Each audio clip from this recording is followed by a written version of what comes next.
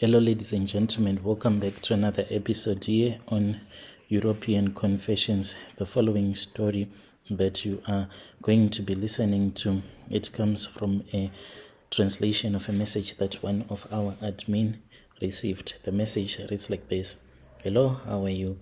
Can you please post my own story as anonymous? I never imagined that someone that I considered as my brother would betray me in such a way. We had been friends since our childhood days, and we were always together. I thought that we were in this life together, from school struggles to making our way in the world, always lifting each other up. But now it is clear that I was wrong, so wrong. It started really small. At first, I barely noticed.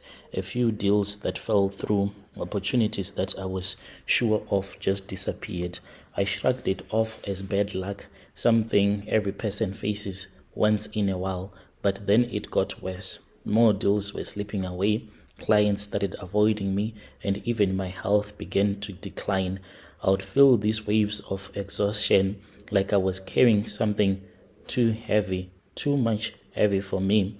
I would just get sick out of nowhere. I was always having these strange fevers, and no doctor or a prayer could even fix what I was feeling. It was like something was feeding on me, as if there was something that was stealing my energy. I really do not know what was going on with me at that time, but I could just feel it in my body that there was something that was just wrong about me, as if there was another spirit that was possessing me. But I kept on praying. Even my parents, they would be praying as well for me. Then I started to have dreams at night. I would see myself being chased by demons, tokologies in my dreams, and I would even see beings that would be whispering things to me, things that I could not even understand. And when I would wake up, it would be like someone that would have walked for a very long distance. Like I used to feel that in my knees I was always tired, more tired than before I would have gone to bed. I felt honestly like I was going mad, hearing all of these voices in my head.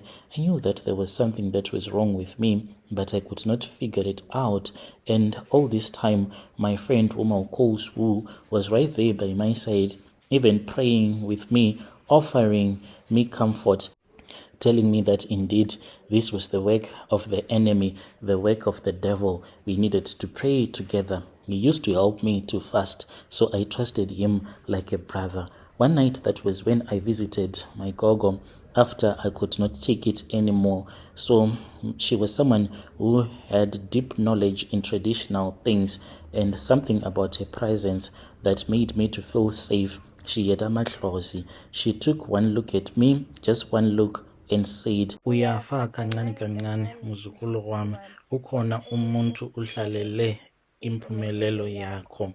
And my grandmother was telling me that there was someone who was busy using me and sitting on my success. When she told me this, it was really scary, and I felt so much pain.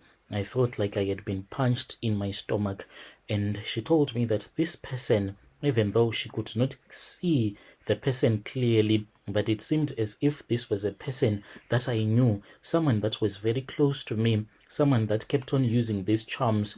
And you know, when you have your relatives, usually there is that person that you suspect, your auntie, but I never suspected that my friend was the one who was using all of these charms on me. Since he was very prayerful, we used to pray together, and the mistakes that I was making was that whenever my grandmother will tell me something, I will return back to him to report all the things that she would have told me. So it was like I was giving him more weapons to use against me. I really do not want to believe that my friend was the one who was using all of these rituals on me. I refused to let myself consider that someone that I trusted could do this.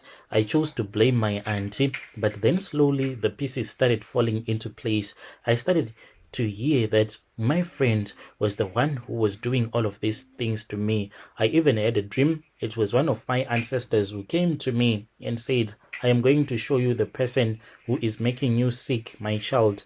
And indeed, my ancestor showed me my friend Wu, and I refused to accept it since he was a very prayerful person. That was when one mutual friend told me when I was really sick, and he said that, you know what, there is something that I know. I do not want you to die before I tell you this. Like, I was at that stage where people thought that I was going to die. He came and he said that he was feeling guilty before I pass on. He wanted to tell me that my friends who had been visiting Izangoma, and he was making sure that he was using a lot of charms on a lot of people, specifically to work on our future and to steal our fortunes, as to take your luck so that he can become lucky, to redirect your blessings to him. I was in denial, refusing to believe that my own friend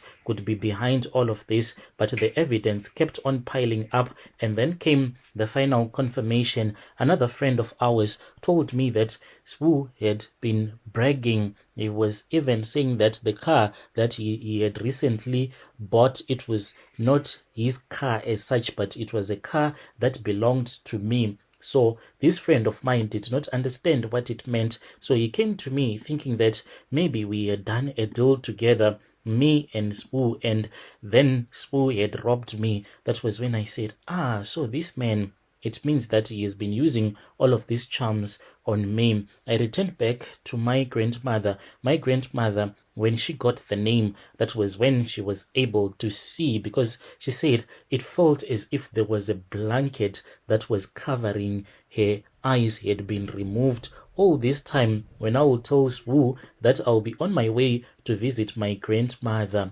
Swu would have given me some charms in the food that we used to eat and cook together. So the moment that my grandmother will be looking at me, she would not be able to see who will be causing all of these things, because Swu had already given me some charms to block her ancestors from speaking with her.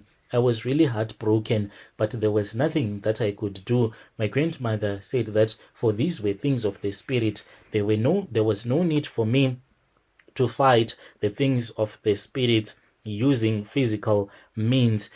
But I went and I confronted him, and you know what he said? He said, it's your business. If you cannot protect yourself. He had no remorse at all.